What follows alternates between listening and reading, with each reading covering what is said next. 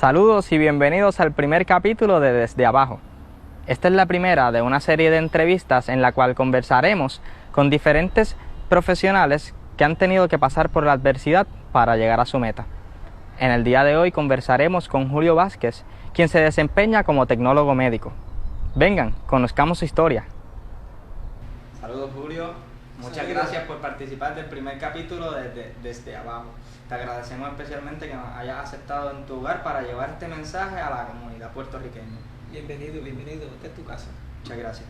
Bueno, te hemos citado para una entrevista porque entendemos que llegaste a tu meta y tuviste que sobrepasar muchos obstáculos y adversidades para lograrla. ¿Cómo definirías el ambiente en el cual te criaste? Pues fíjate, el ambiente donde yo me crié es un ambiente de gente humilde, de gente considerado por muchos pues, gente de abajo, por otros gente promedio. En muchas ocasiones también se nos señalaba, se nos ponía como un sello, pues, los del caserío, los de ese sector en particular. ¿Entiendes que eso fue una dificultad en tu vida?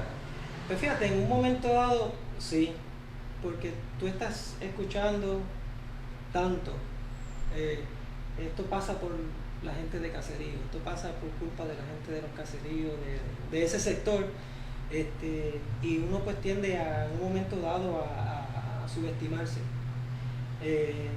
pero según fui creciendo, con muchas dificultades, porque había muchos problemas, el ambiente, lo que estás viendo, donde te estás desarrollando, eso influye mucho. Dije, no, yo quiero ser alguien en el futuro. Y al decir quiero ser alguien desde pequeño, ¿siempre quisiste ser tecnólogo médico? Fíjate, no.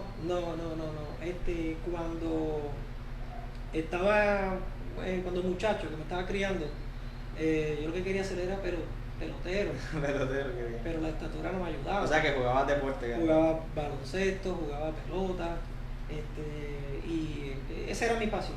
Y cuando jugabas con esas personas venían del mismo ambiente.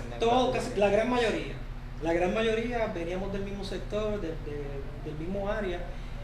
Jugábamos en unos torneos que obviamente pues interactuábamos con personas de urbanización y esto y lo otro, y cuando se referían a nosotros pues nos ganaron los del caserío.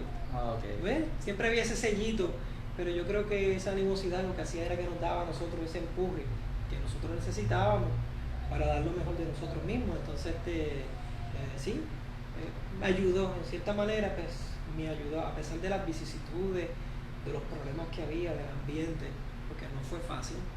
Era un ambiente donde el salario mínimo era bien bajito, el costo de vida era menor, pero el salario mínimo pues, era muy bajo en comparación con lo que se vivía en ese entonces. Entonces eso me ayudó.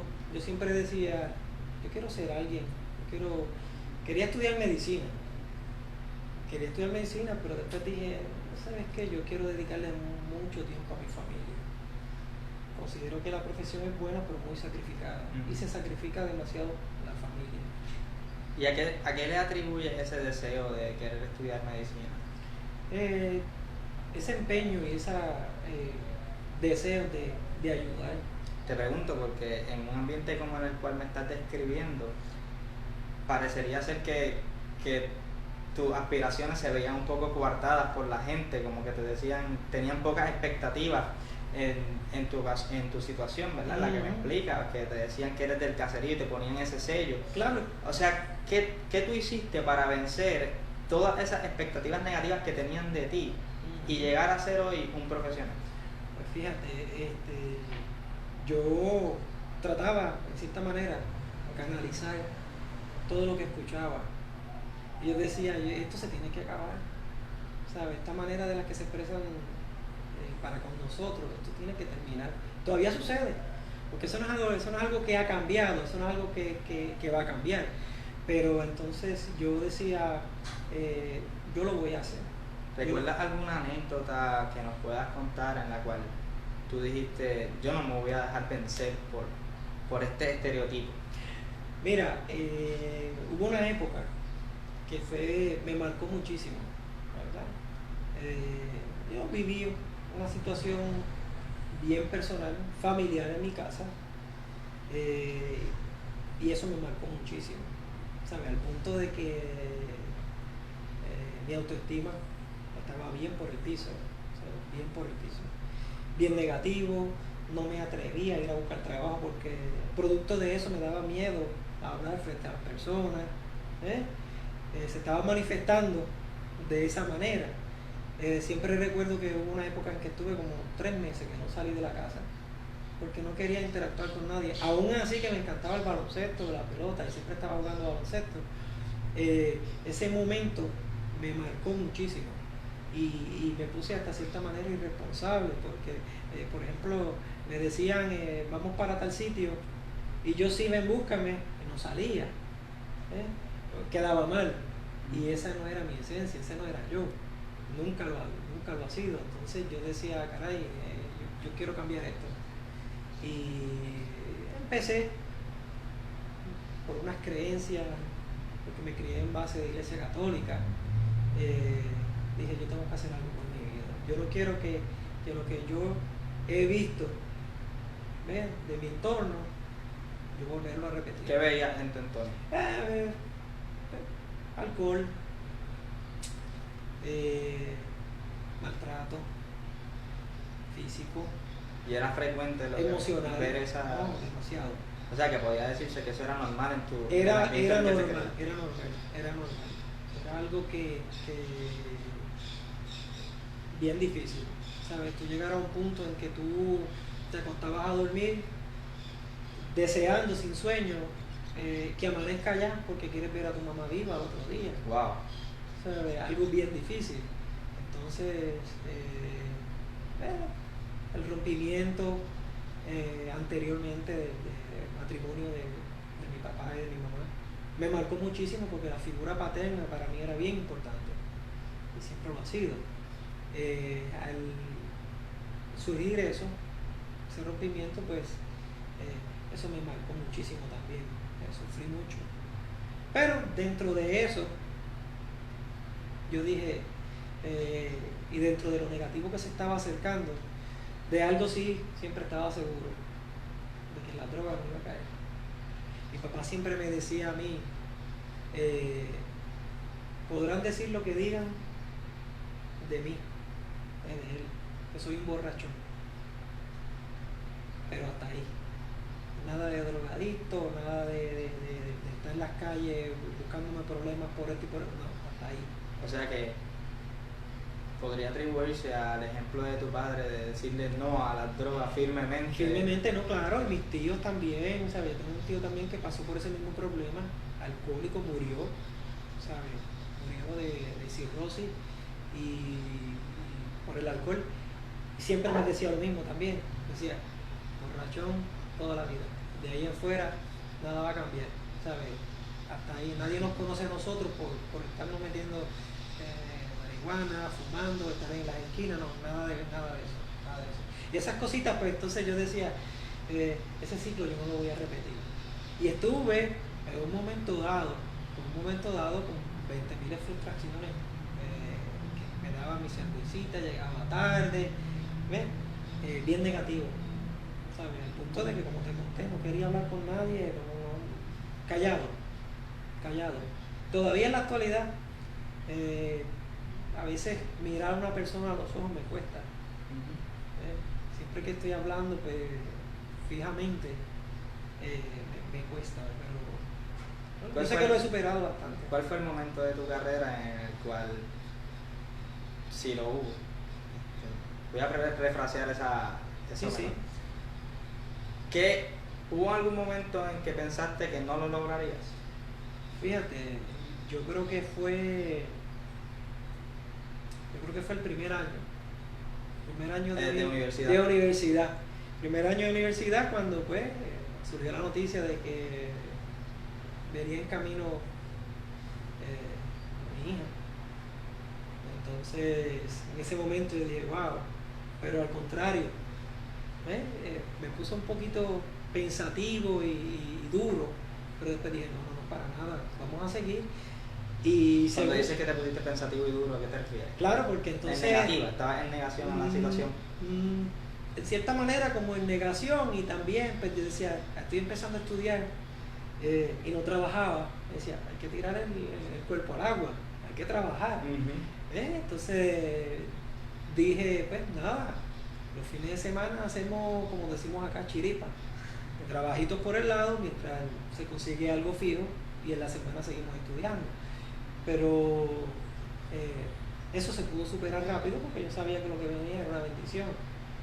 En segundo lugar, yo creo que lo que me aguantó bastante y me tenía un poquito preocupado era que yo no tenía transportación. Entonces, siendo de Mayagüez, estudiando en San Germán, pues, hubo ocasiones en que me levantaba, entraba a las 7 de la mañana a estudiar, y me levantaba a las 5:30 sin saber quién era que me iba a llevar a la universidad. Wow. Y en un par de ocasiones, con lo que me ganaba, era para pagar taxi. $20 solamente más que para dejarme allá, y llegué a pagar en una semana 60, o sea, 3 viajes, y no tenía carro, y eso a mí me frustraba. Pero no te detenía. No me detenía, me di de baja un semestre, pero tan pronto llegó el verano me surgió la oportunidad de comprarme un carro y rápido empecé. Y en ese mismo tiempo también, pues gracias al Señor, conseguí trabajo dentro de la misma universidad. Qué bueno. Y eso no me aguantó, ahí seguimos, no paramos. ¿Dirías qué tú consideras sobre las personas? ¿Qué le responderías a las personas que dicen que los puertorriqueños somos un chorro de vagos? Mira, eso es algo que a mí me trabaja bastante, me trabaja mucho, porque cuando se habla de que los puertorriqueños son un chorro de vagos, se generaliza y ya yo sé por dónde viene. A mí me sucede mucho donde yo trabajo. Donde yo trabajo, cuando pasa algo y hay algún tema de algo por culpa de ellos, es que porque yo estoy pagándole la luz y el agua que ellos no pagan. ¿Sabes? Cositas como esas. Nosotros no le dijimos al gobierno que estaba en ese entonces, queremos un subsidio permanente y se acabó porque no vamos a pagar por ello. Eso fue porque querían ganar votos. No es culpa de nosotros. Si nos lo han quitado, no es porque nosotros no hemos, ¿sabes? No nos oponemos a eso. Pero sí, me trabajaba muchísimo, y te digo, desde mi punto de vista, yo quisiera tener 2 trabajos. Ahora mismo estoy trabajando en uno, pero toda la vida me ha gustado bastante. Desde que comencé y rompí el hielo, dije, no, aquí no me para nadie. Empecé en una fábrica. Primero empecé repartiendo el periódico, limpiando una pizzería de madrugada, y luego me iba a coger clases en la escuela superior. Llegaba dormido, lo que hacía era que dormía bastante, pero lo hacía, me presentaba. Y luego en una fábrica, en la zona libre. De ahí yo dije, yo no estoy para un mapa y una escoba. Si hay que hacerlo porque el trabajo es digno, ¿sabes? Hay que buscarse las habichuelas, cuando es familia hay que luchar. Pero de ahí para adelante dije, no, voy a estudiar porque yo quiero una carrera, yo quiero ir más allá. Nunca he menospreciado si es un barrendero, si es un cardiólogo, si es un ingeniero, porque si uno no recoge la basura se queda ahí, ¿quién la recoge? Exactamente. ¿Ves? Entonces, para mí, una cosa complementa a la otra. Todos somos importantes. De que somos unos vagos, pues habrá gente de que sí lo sea, porque viven del cuento. Sí, claro, ¿por qué no? Pero no somos todos. ¿Y qué le diría a las personas que están tratando de cumplir su meta y las diferentes adversidades de la vida los están deteniendo? ¿Qué consejo tú le das a esas personas? No, mira, bien importante. Si yo lo hice, yo te garantizo que cualquier persona lo puede hacer. Hay que luchar, hay que perseverar, ¿sabes? Piedritas en el camino, vámonos por encima, por el lado, hay que sacar cualquier obstáculo que te encuentres en el camino. Mira, yo salía de la universidad a las 9 y a las 10 de la noche, porque estudiaba de día, entraba a las 3 y salía a las 9 y a las 10. Y a esa hora sin carro, a pedir pon, a buscar si aparecía algo. Y si algo no llegaba, no aparecía, Vamos a caminar. En el trayecto yo sabía que algo bueno aparecía. Y te digo, no me arrepiento. No me arrepiento. ¿Sabes? Hay que perseverar, bien importante perseverar. O sea que, ya para dar por terminado, con una sola palabra, ¿qué tú crees que necesita una persona que enfrenta la adversidad para lograr su meta? En una sola palabra. Motivación. Motivación tanto interna como externa. Externa, motivación. La familia es bien importante que esté ahí. La familia y el tú, el yo como persona, lo voy a lograr. Siempre positivo. Hay alguien que es de aquí, del pueblo de Mayagüez, se llama José Noguera, que no quiere mucho, y tiene un libro que se llama Siempre Positivo, y tiene una sección en radio que es bien conocida.